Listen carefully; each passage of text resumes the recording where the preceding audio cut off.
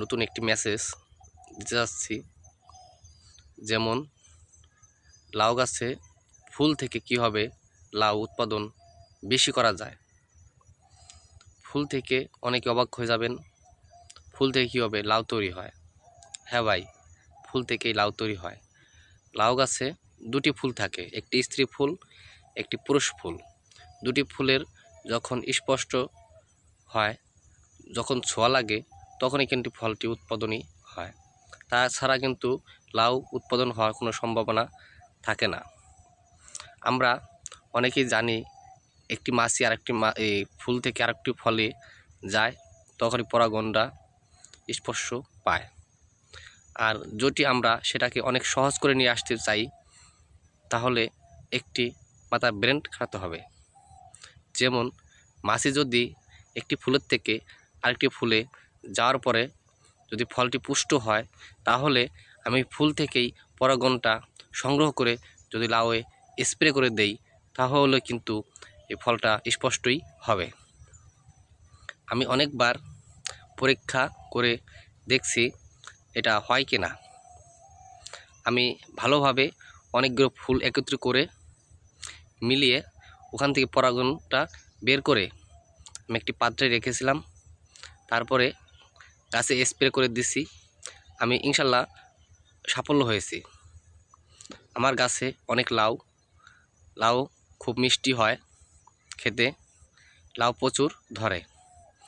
বিশ্বাস না হয় ভিডিওর মাধ্যমে আপনাদেরকে আমি কীভাবে পরাগণটা আপনারা সংগ্রহ করবেন সেগুলো দেখাবো।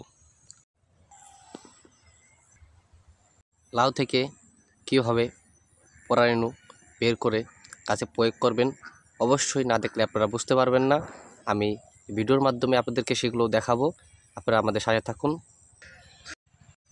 ফুল থেকে কীভাবে পরাগণু সংগ্রহ করবেন আর কীভাবে ব্যবহার করবেন সেগুলো আপনারা এই ভিডিওর মাধ্যমে দেখবেন। আর কীভাবে আমি ব্যবহার করি সেগুলো শিখবেন। শিখে আপনারা অবশ্যই ব্যবহার করুন।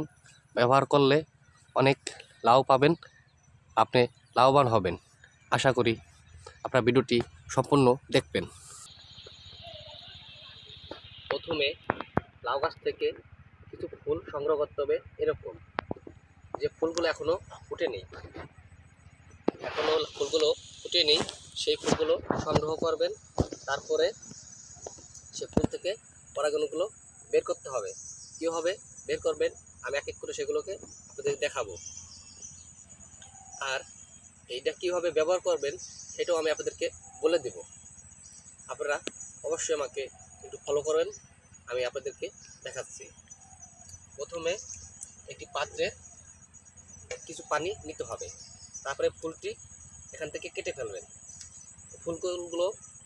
ফুলগুলো এখনও ফুটেনি, এর থেকে কিছু পরাগণু বাই করব আমরা।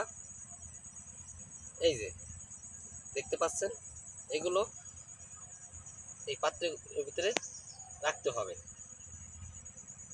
রাখলে এই পানির সাথে পরাগণুটা ছড়িয়ে যাবে। তখন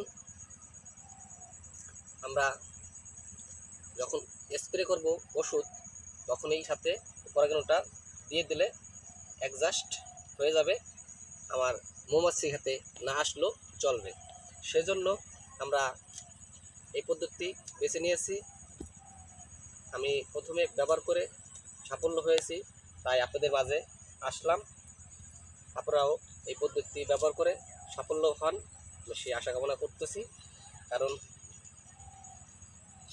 অনেক আস্তে আস্তে মৌমাছিটা দেশ থেকে বিলম্ব হয়ে যাচ্ছে। তার জন্য এই পদ্ধতি আমি অনেক দিন রিসার্চ করে বের করেছি।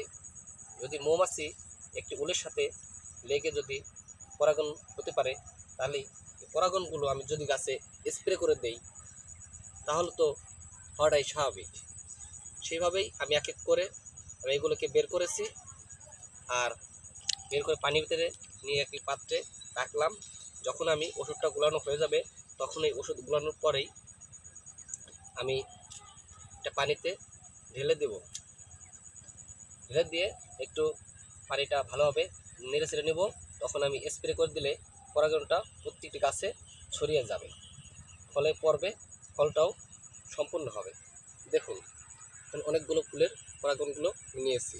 এগুলো আমি এই যে পেমিডর ওষুধটা যখন এখানে দেবো, আমি কনফিডরটা বেশি ব্যবহার করি। পেমিডর, কনফিডর সেম ওষুধ। আর লাউ গাছে অনেক সময় লাউয়ের সঙ্গে ছেনা পোকাগুলো লেগে থাকে ছটকা বিছার মতন, সেজন্য এখানে আছে ম্যাকডোয়েটও ব্যবহার করি, গিল্ডারও ব্যবহার করি। এগুলো ওষুধ খুব ভালো মানসম্পন্ন। এই ওষুধগুলো আপনারা ব্যবহার করবেন, অবশ্যই আপনারা লাউ থেকে অনেক বেশি ফলন পাবেন। তাহলে কথা না বলে আসুন এগুলো কীভাবে ঢালতে হবে সেগুলো আমি দেখি। কীভাবে ওষুধগুলো ঢালতে হবে সেগুলোকে আপনাদেরকে দেখাই।